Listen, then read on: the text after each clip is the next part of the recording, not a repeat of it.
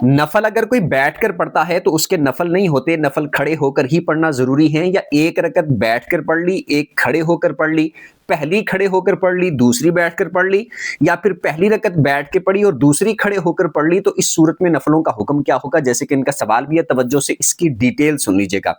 ये बात याद रखें, नफल नमाज ऐसी नमाज है कि अगर तो कोई बंदा सेहतमंद, तंदुरुस्त, ठीक ठाक है तो उसके लिए बेहतर, लाजमी नहीं है, फर्ज वाजिब नहीं है। फर्ज नमाज पढ़ता है तो लाजमी तौर पर खड़े होकर ही पढ़ना जरूरी है जब तक कोई शदीद मजबूरी ना हो। इसी तरह सुन्नत मुअक्कदा और वितर वो भी खड़े होकर पढ़ने हैं जब तक शदीद कोई मजबूरी या उज़र ना हो। लेकिन नफल नमाज ऐसी नमाज है कि उसमें खड़े होकर पढ़ना जरूरी, फर्ज, वाजिब या लाजिम नहीं है। अगर कोई बैठकर भी पढ़ना चाहे तो पढ़ सकता है, लेकिन ये कह सकते हैं कि सेहतमंद, तंदुरुस्त, ठीक ठाक जो बंदा है उसके लिए ज्यादा सवाब इसमें होगा कि वो खड़े होकर अदा करे।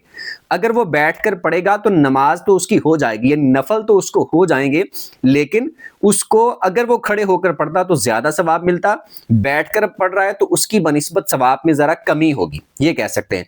एक रकत बैठकर पढ़ी, जैसे पहली रकत खड़े होकर पढ़ी, दूसरी बैठकर पढ़ ली, तब भी नफल हो जाएंगे। और पहली रकत बैठ के पढ़ ली और दूसरी खड़े होकर पढ़ ली तो तब भी नफल हो जाएंगे। यानी इन दोनों तीनों सूरतों में हो जाएंगे कि पहली रकत, दूसरी रकत या दोनों रकतें खड़े होकर या बैठकर इस तरह पढ़ी तो नफल हो जाते हैं।